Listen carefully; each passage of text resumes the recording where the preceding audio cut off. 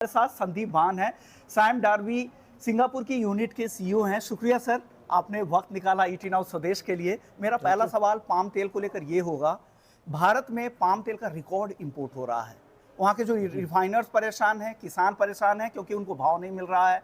कई सारे ऐसे खाने के तेल हैं जिनके भाव एमएसपी के नीचे आ गए हैं, जिसमें मस्टर्ड सबसे पहले है, जिसकी हार्वेस्टिंग भी शुरू होने वाली है। क्या लग रहा है, ग्लोबल सप्लाई डिमांड की क्या स्थिति है पाम तेल को लेकर? देखिए, पाम तेल की जो आज की सिचुएशन है उसमें पाम ऑयल की सप्लाई बड़ी टाइट हो गई है। Okay. Particularly crude palm oil के लिए। Okay. Crude palm oil Bharat के लिए बहुत ही इंपॉर्टेंट कमोडिटी है। Bharat maximum crude palm oil import करता है और सीजनल अक्टूबर ऑनवर्ड्स मलेशिया इंडोनेशिया में ये प्रोडक्शन डाउन हो जाता है। ओके। डाउन रहता है ये टिल मार्च तक। ओके। और अभी ये डबल डिजिट डाउन हो रहा है मंथ ऑन मंथ से। ओके। जिसके चलते आज स्थिति ऐसी है कि पाम ऑयल बहुत ही टाइट है मार्केट में। स्टॉक्स की दृष्टि से देखें तो क्रूड पाम ऑयल का मलेशिया में स्टॉक करीब 1 मिलियन टन के आसपास है। उस 1 मिलियन टन में से 3-4 लाख टन इंडिया को एक्सपोर्ट कर रहे हैं और बैलेंस उसको लोकल रिफाइनरी में चला रहे हैं। पर उतनी मलेशियन रिफाइनरीज के पास भी उतना ऑयल नहीं है प्रोसेस करने के लिए, क्योंकि सीपीओ का स्टॉक बहुत कम है। ओके। जिसके चलते पिछले 10 दिन में अगर देखें तो बाजार पाम ऑयल का जो 3600 रिंगिट था फ्यूचर्स मार्केट पे मलेशिया के, वो आज हो गया 3970 तक। Okay. Mainly because palm oil की सप्लाई बड़ी टाइट है नियर बाई मंथ्स में। ये कब तक टाइट रहने वाली है इस तरह ये की स्थिति ऐसी सप्लाई आपको मान के चले मार्च तक तो रहेगी।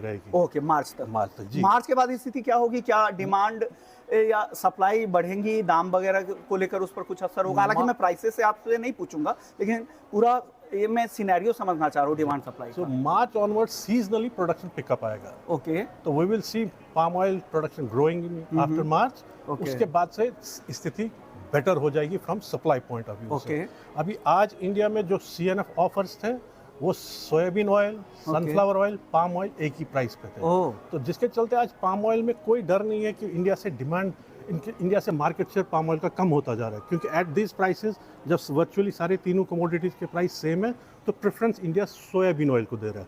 तो पाम ऑयल को उससे कोई डर नहीं है। तो आपको क्या लग रहा है कि आने वाले समय में जो बाकी सॉफ्ट ऑयल्स की तरह पाम तेल के प्राइसेस में जो पैरिटी थी वो अब खत्म हो जाएगी? नहीं, पाम ऑयल आज मार्च तक कंफर्टेबल पोजीशन में, आज मार्च तक पाम ऑयल में कोई डर नहीं है, क्योंकि हमारे पास तो स्टॉक है नहीं। इसके चलते अच्छी बात यह है कि आज वर्ल्ड में सॉफ्ट ऑयल का बड़ा स्टॉक है। सॉफ्ट ऑयल जो पाम ऑयल की शॉर्टेज आज हो रही है उसको सॉफ्ट ऑयल भरपाई कर रहा है उसकी। नहीं, तो यही मेरा कहने का मतलब ये था कि सोया तेल और उनके प्राइस अब पाम तेल के आसपास ही अब रहने वाले हैं कुछ समय तक। हाँ, पाम ऑयल तो अभी मेंटेन करेगा अपनी लीड, और सॉफ्ट ऑयल्स का प्रेशर थोड़ा सा है इंडिया पे। सॉफ्ट ऑयल में तो आने वाले महीनों में भी प्रेशर बढ़ता जा रहा है, क्योंकि क्रशिंग बहुत बढ़ती जा रही है अर्जेंटीना में, क्रॉप बढ़ती जा रही है अर्जेंटीना में, ब्राज़ील में भी क्रॉप आजकल 150-152 के आसपास बोल रहे हैं।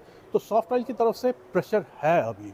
जो प्रेशर पाम में नहीं है अभी। ये प्रेशर पाम में जो था आज से 3-4 महीने पहले था, क्योंकि तब हमारे stocks close to 2.5 million ton थे। आज हमारे पास 2.29 मिलियन टन का स्टॉक है, जो हर महीने 2-2.5 लाख टन कम होता जाएगा।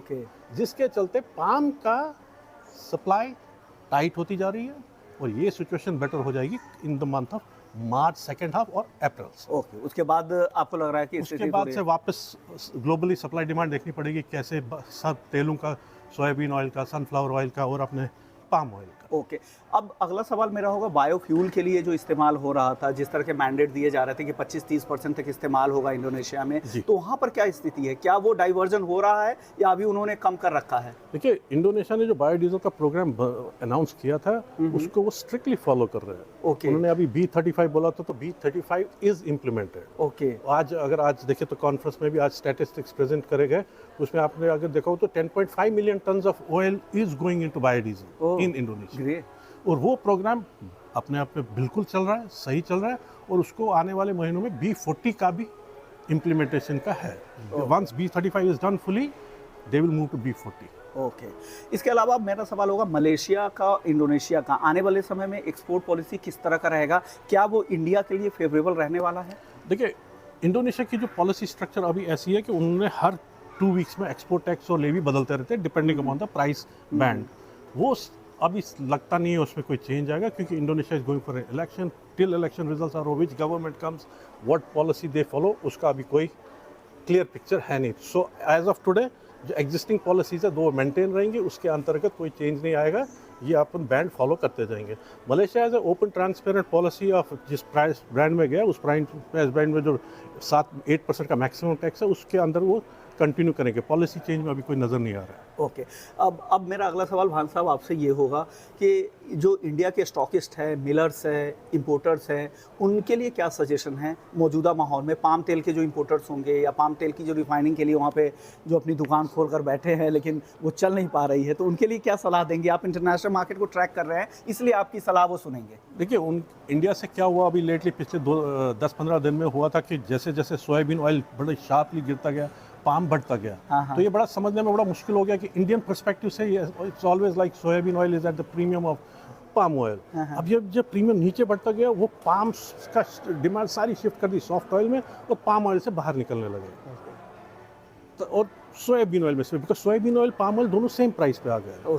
तो at that price they found it's much better to go into soybean oil and exit palm oil. पर आप अब जो वो ले रहे हैं फरवरी, मार्च और मई, जून, जुलाई शिपमेंट। अपन मई, जून, जुलाई तो अभी बहुत दूर है, पर ये जो फरवरी, मार्च का शिपमेंट है ये आएगा आपका अप्रैल, मई में। और एक और अच्छी बात है शिपमेंट को लेकर कि पाम को के लिए शिपमेंट की जो रास्ते हैं, रूट्स है वो आसान है। उनके लिए जो टफ रूट्स है क्योंकि वो या तो लैटिन अमेरिकी देशों से आते हैं या फिर रूस यूक्रेन से आ रहे हैं, तो उनके लिए टफ है सनफ्लावर और सोया के लिए। टाइम गैप बढ़ गया उसके अराउंड, वही मैं बता रहा था आपसे कि और एक शिपिंग कॉस्ट जिस तेजी से ऊपर जा रहे हैं, वही मैं आपको बता रहा हूँ कि जो ये फरवरी, मार्च शिपमेंट इंडिया ले रहा है अभी soybean oil at the cost of palm oil, because palm oil का प्राइस अट्रैक्टिवनेस इंडियन मार्केट में अभी है नहीं। तो वो सारा जो ऑयल आएगा वो आएगा अप्रैल, मई में। जो अप्रैल में आएगा और आज से लेकर मार्च तक वो डिमांड जो है उनकी लोकल, वो फिलअप किससे होगी? या तो उसको लोकल मस्टर्ड ऑयल से फिलअप होना है जो एंटायर इंडिया में होगा नहीं, तो उसके बदले में उनको पाम लेना है। अब उनके पास इंडियन ऑयल बड़ा अभी इसमें थोड़े से इसमें कि पाम में स्टेप इन करें कि नहीं करें। एट दिस प्राइस पे पाम इन्वेस्ट स्टेप करें, अभी वो इंडिया में वो अभी स्ट्रेंथ इंडियन बायर्स में थोड़ी सी वेटिंग में गेम चल रही है कि थोड़ा पाम गिरे तो हम स्टेप इन करें। सर अब आखिरी सवाल होगा प्राइस को लेकर। हालांकि मैं आपसे टारगेट नहीं पूछ रहा हूं क्योंकि आप किसी कंपनी को यहाँ पर रिप्रेजेंट कर रहे हैं। मेरा सवाल होगा किस तरह का डायरेक्शन आप देख रहे हैं ओवरऑल खाने के तेल के मार्केट में 2024 के बचे हुए महीने में? देखिए जैसे अभी सारे एनालिस्ट ने ट्रेंड बताई थी, one of the reputed analyst has said that prices will roam around 3600 ringgit to 4200 ringgit।